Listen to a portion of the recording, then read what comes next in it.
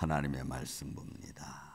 사도행전 18장 12절부터 17절까지 있는 말씀을 교독하겠습니다.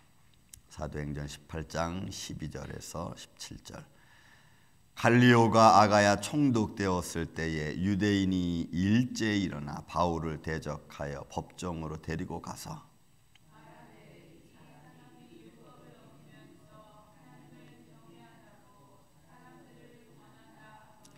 바울이 입을 열고자 할 때에 갈리오가 유대인들에게 이르되 너희 유대인들아, 만일 이것이 무슨 부정한 일이나 불량한 행동이 있었으면 내가 너희 말을 들어주는 것이 옳거니와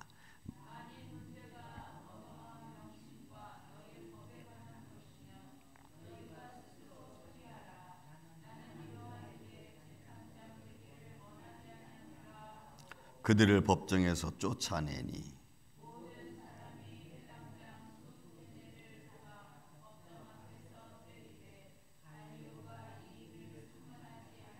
아멘.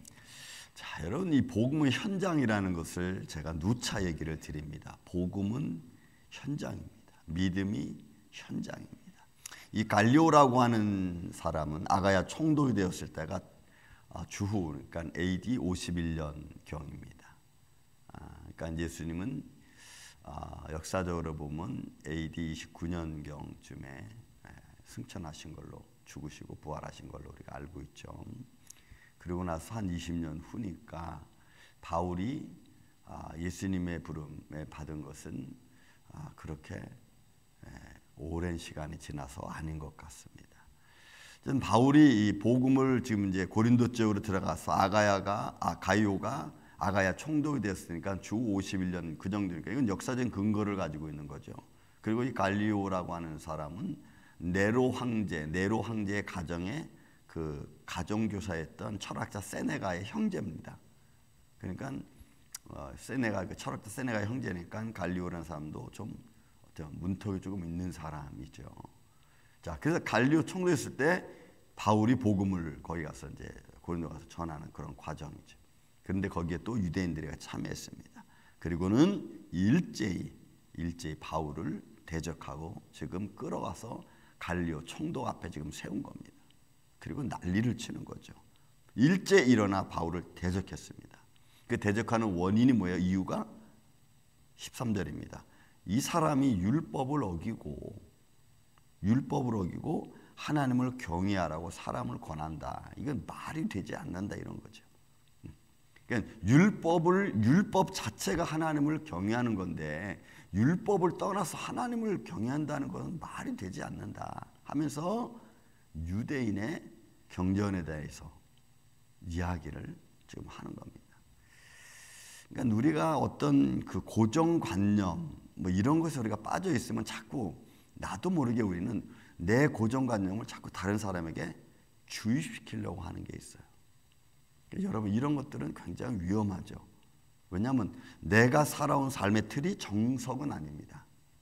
그런데 우리는 내가 살아온 삶의 틀을 자꾸 다른 사람에게, 그리고 그것이 정서인 것처럼 교회가 그러기, 그러니까 전통교회가 그러하고 전통적으로 살아왔던 사람들이고 하고, 지금 유대인들이 그런 겁니다. 율법 없이는 하나님을 경외할 수 없는데 율법을 어기고 하나님을 경외한다는 것은 이거는 말이 되지 않는다. 그러니까 지금 바울은 이상한 말을 전하는 거니까 저 사람을 우리는 뭐 감옥에 넣든지 아니면 뭐 죽이든지 뭐 이렇게 해야 된다는 거예요.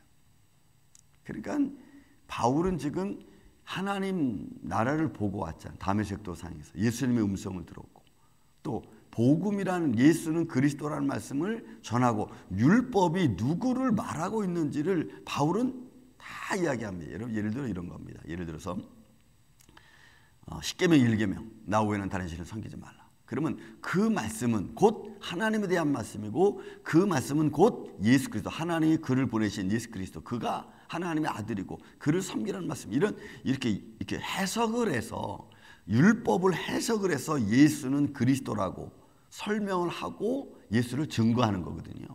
그런데 유대인들은 와서 아니라는 거지. 육신의 몸을 입고 온 예수라고 하는 사람은 신이 될 수 없다는 거지. 그러면 육신을 입은 예수가 신이라면 너도 그럼 신이냐? 너도 신이냐? 이래서 자꾸 유대인들이 복음이 뭘 가르치는지는 깨달으려고 알려고 하진 않고 그냥 문자 그대로 신은 그냥 신이어야 되는 거예요. 신이 어떤 형상을 가지고 왔다는 것은 이해할 수 없는 거예요. 그게 여러분 율법자들의 모습입니다. 여러분 우리의 고정관념도 그럴 수 있어요.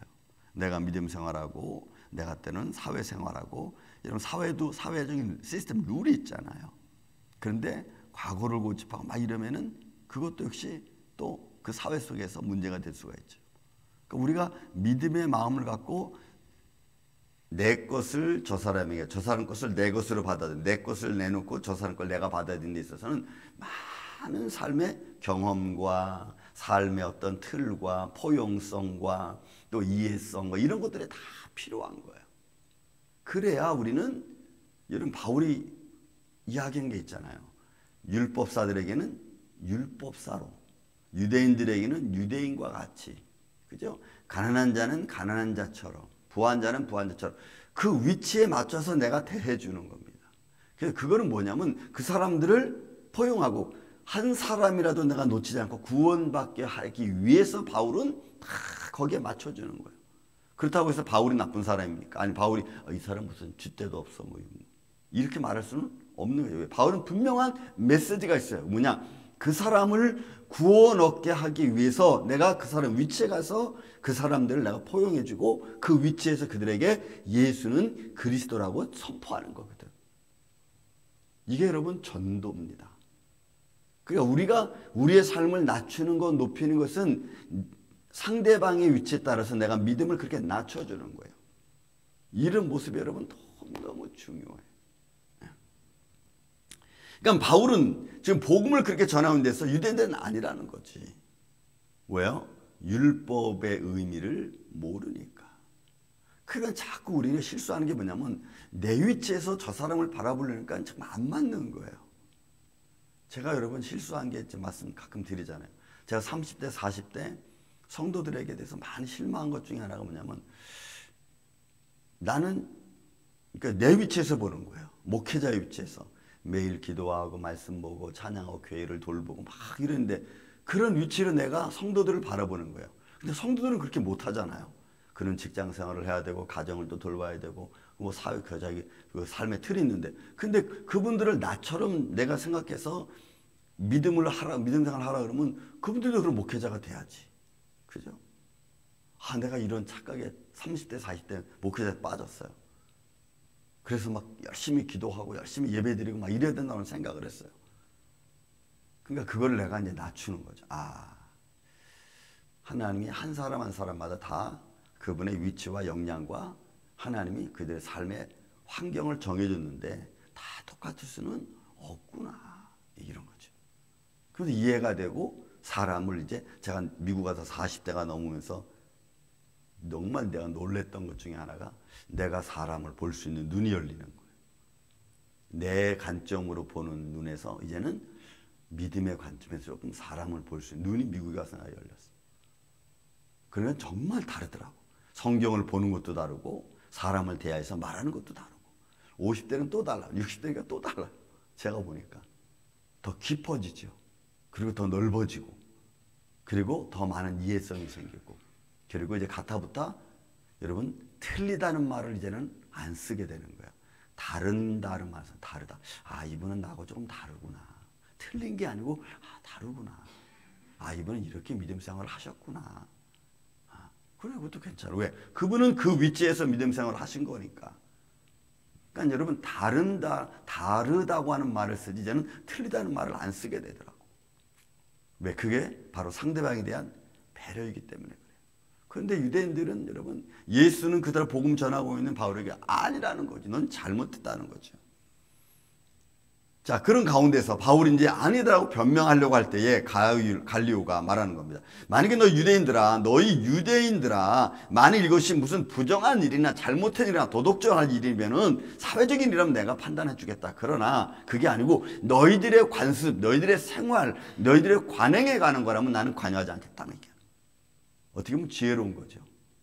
그러니까 내가 저 사람의 삶에 관여를 할 수 없는 그냥 얘기만 할 뿐인 거예요.